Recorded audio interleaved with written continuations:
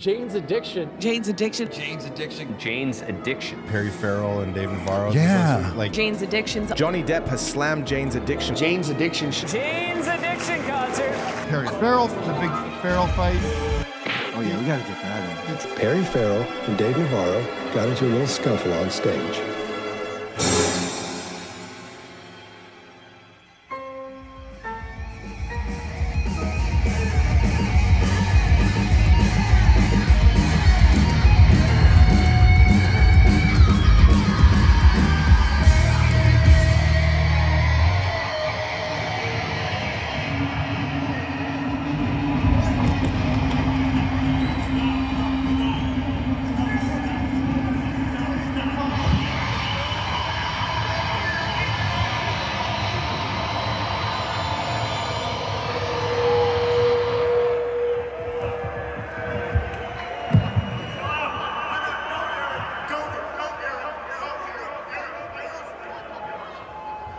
After the incident, Ferrell was really wrestled from the stage. The remaining members said goodnight to the crowd, who, by all accounts, thought the thing was like a bit, like a gag. It was not.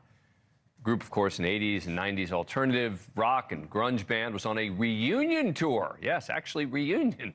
The four original members of the Grammy-nominated band back together for the first time in 15 years, maybe too soon, posting a message together on social media, meaning all of them except for the lead singer, saying they, quote, made the difficult decision to take some time away as a group, canceling the tour.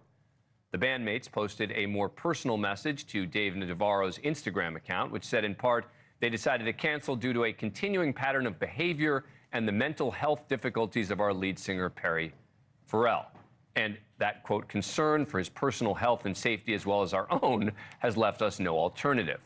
Ferrell this afternoon posting an apology on his social media, writing the quote, unfortunately, my breaking point resulted in inexcusable behavior, and I take full accountability for how I chose to handle the situation. It's crazy. I mean, these are the kind of things we hear legends about occurring backstage, but usually they manage to keep it till the end of the show. So to actually have it on stage in video is kind of historic in a way. And maybe not completely unforeseen because Jane's Addiction tour, there were some hiccups along the way. They had to apologize for a bad show in New York earlier in the week in which the lead singer, Perry, seemed to be off, and there was obvious tension in the bandmates. And at this show, there was tension, and really the audience had a hard time figuring out why.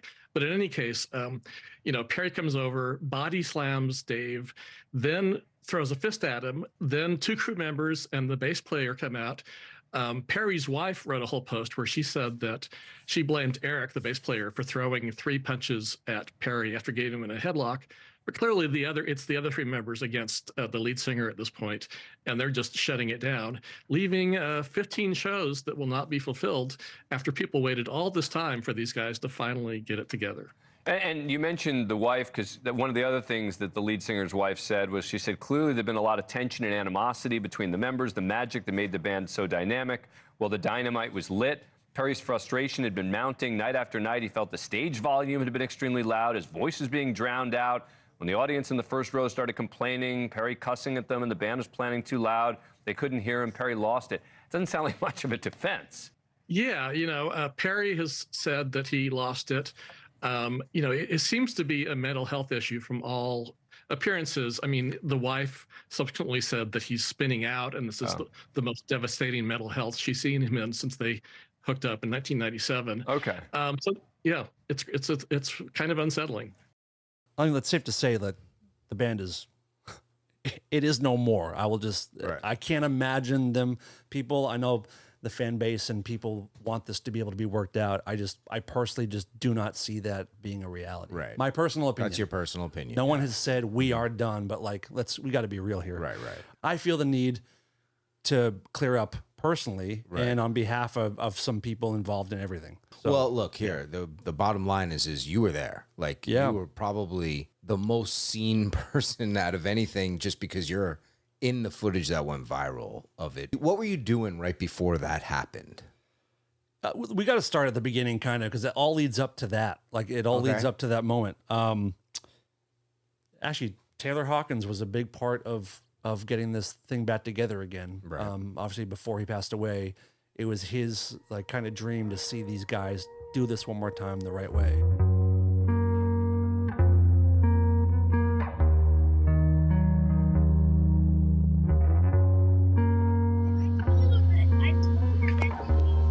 That's all right. It's okay that I'm in an interview. I love you, buddy. Who's that? Yes, let's talk deconstruction. Sorry. No way, man. This is great. It's good talking to you. It goes without saying. I saw him at I saw both shows at Irvine. Yeah. They were I supposed saw to him be at great. John Anson Ford, I was telling you. I saw him at Baldy, right? Mount Baldy. Baldy. I saw him at the Palladium when he gets hit with the fucking the Birkenstock. The Birkenstock. I was at that show. I mean, God, dude, I feel like such a fucking weird Jane's Addiction dork right now. It's crazy. Look at, I have pictures of Jane's Addiction in my bathroom. In your bathroom? Wow. Yeah, that made Dave very comfortable when he first came here. I met Perkins first when I was playing with Alanis. My drum set was just like his. I was just basically ripping Steve Perkins off wholesale.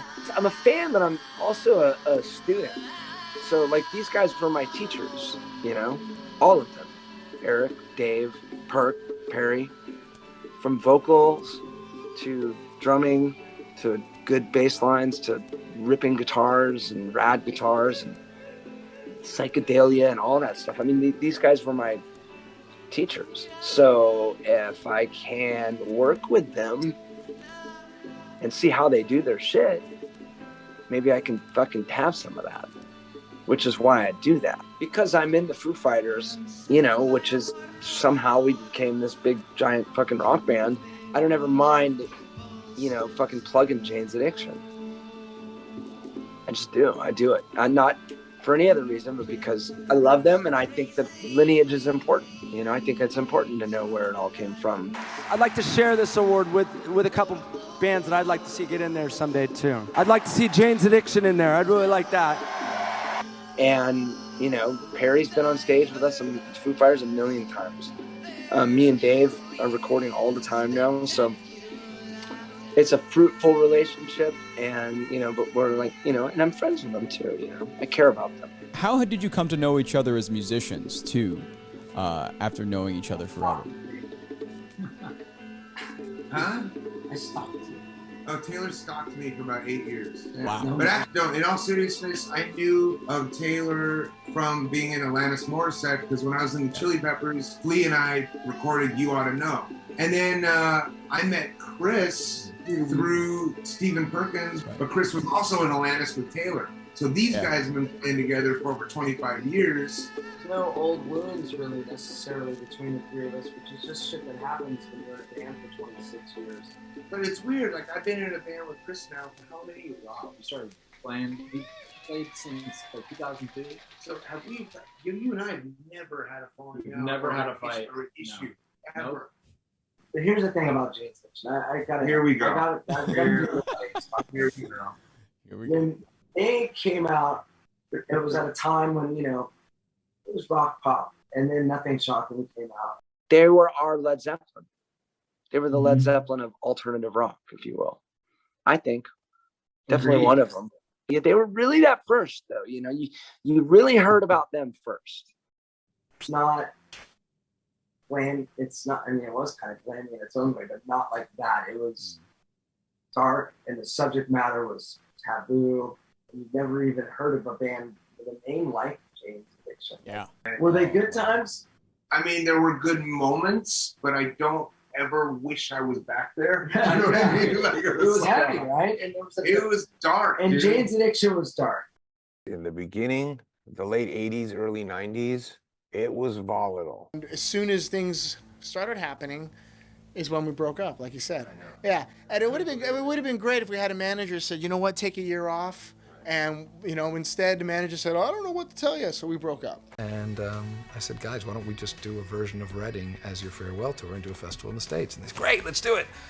We were always good at breaking bands, and people wanted to work with us. Year one, 7 groups, 1 headliner, and that headliner was good enough, even though that was a new group, budding group, to bring in 20,000 plus people. Did you see Jane's Addiction original? I saw them at Lollapalooza. The first Lollapalooza of all time was in Phoenix for some reason in the middle of fucking summer.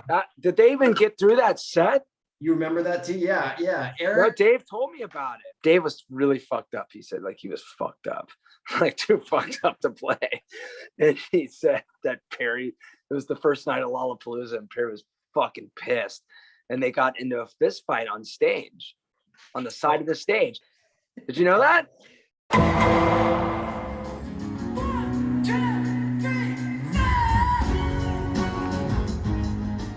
Today we are chilling with Perry Farrell. This summer we are now in 2021 where we actually all can go out and rock out. And you have a couple things up your sleeve for Jane's Addiction. So you mentioned that, so Jane's Addiction hasn't played together in 5 or 6 years.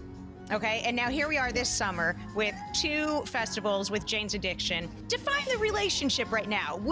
Is the band back together? Is the band just together for festivals? Is the band together making new music? What's the definition here? Yeah. Well, I can't speak for everybody, but I'll speak for myself. Personally, I've been making music. I mean, I make music through the week. I have plans to release a track a month. I love the guys in Jane's Addiction, and I want to record with them, but I don't know what their plans are. But I'll talk to them about it. I'd love to get in. I mean, these days it's a little bit different, Katie. We meaning us older guys that are established now, there's not really a need to come out with albums. Although maybe one more album before I die would be awesome with Jane's. And I think we could do it too. I would like to be prolific for the next 5 years. I think then I'll be able to take a vacation. But so yeah, I ask them. I always, you know, I call them up time to time. I've got this track, man, and they're not ready. So I will give it off to Kind Heaven Orchestra. I've got a new track by Porno for Pyros coming. That was my follow-up question. Stop stealing my thoughts. I was going to say, okay, now define Porno for Pyros.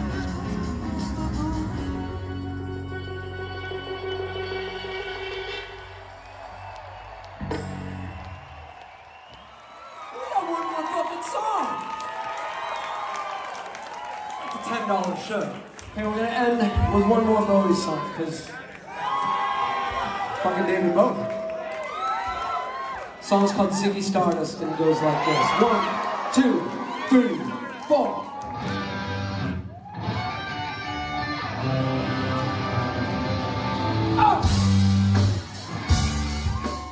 The pandemic gave us the opportunity to spend a lot of time together and get together and own what we have here.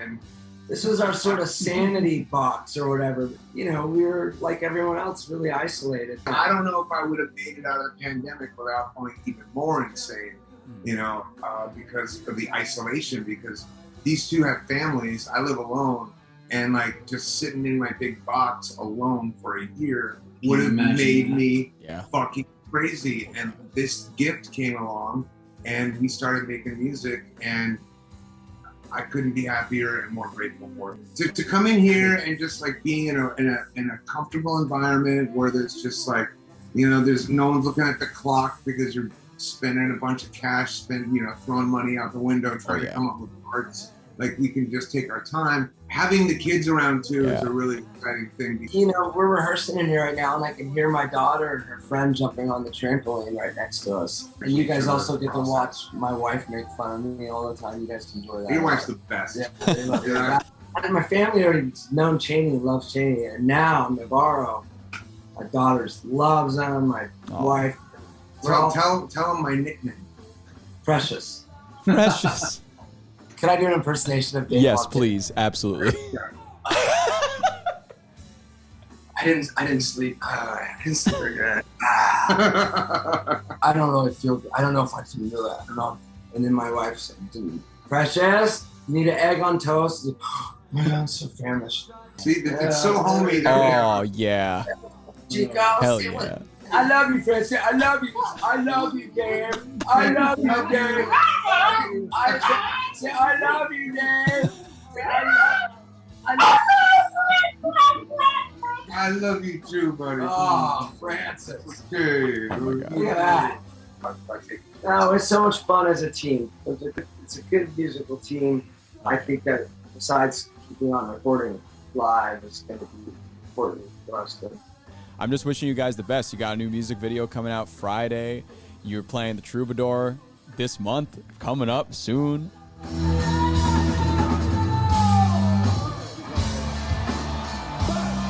Before we go any further, I have to say that it's an honor to play here for you, but also to play for Lollapalooza, because, you know, I remember I went to the first Lollapalooza in 1991. Yes, a long time ago, in Los Angeles. Me and my band went to Los Angeles to make a record. Yeah, it was Nirvana. I wasn't gonna say it, but you said it. So me and Kurt went down to go see Lollapalooza.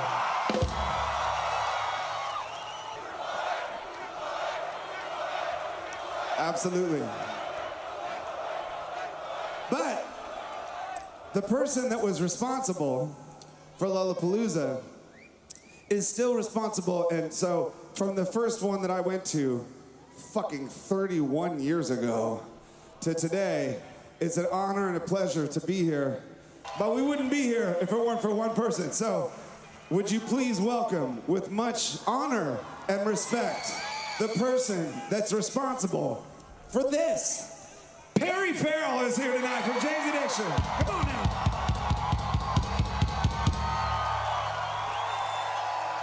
Argentina. Música es la cura. Música libera.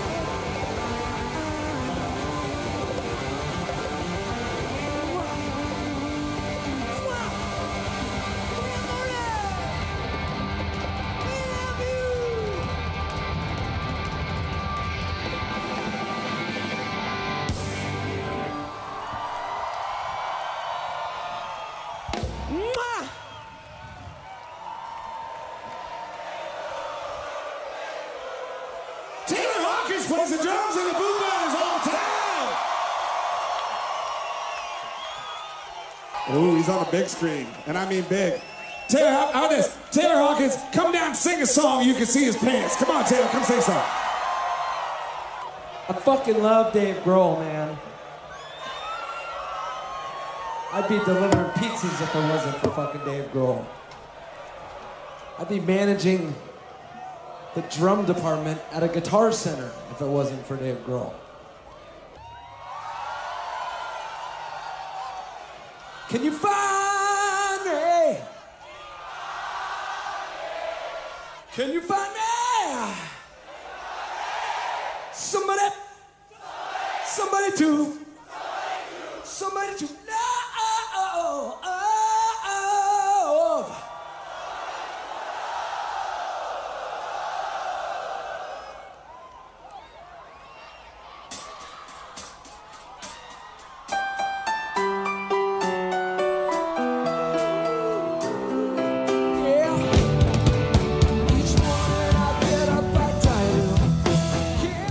Grohl and members of the Foo Fighters returned to Los Angeles this weekend following the death of drummer Taylor Hawkins.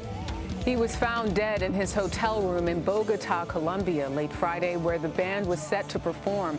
Officials there say forensic tests revealed that Taylor had 10 different substances in his body, including antidepressants and opioids. Taylor Hawkins was 50 years old and the father of 3 kids. Jane's Addiction frontman and friend of Hawkins, Perry Farrell posted a video message paying tribute to the Foo Fighters drummer, also playing a voice recording that Taylor had sent to Perry's wife from his hotel room on Thursday night. Taylor Hawkins died yesterday. He was my best friend. Beloved in my home, by my wife, my children, even my dogs. And whenever Taylor came over, we would make music in the den. Cloud would always go and sit right by him. He was one of the most passionate drummers I've ever seen in my lifetime. He was such a pure guy, so pure of heart, pura vida.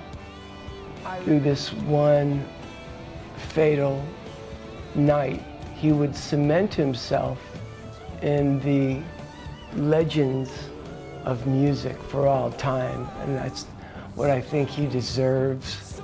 The only sense that I can make of the tragedy is to know that Taylor's now in heaven. He can hear us. What I'm going to do from this day forward is to try to make music that I think Taylor would really love.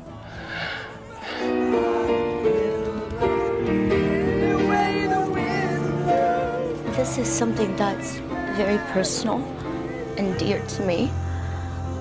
It is the last audio message that I received on my phone on Thursday night. It was sent out from the hotel. Take care of each other, and I'll take care of me. And I will see you guys in Sao Paulo. I love, love, love, love you guys. Sleep tight. Perry, when Taylor Hawkins died, you did a very beautiful tribute. I had no idea how close you were with Taylor from the Foo Fighters. Yeah. Well, you talk about a guy who brought people together to make music. When you were saying that, I was just thinking about Taylor. He was that guy. Taylor Hawkins is completely 100%, well, majority responsible for bringing the two of them back together. Taylor wanted so badly to see James That was home.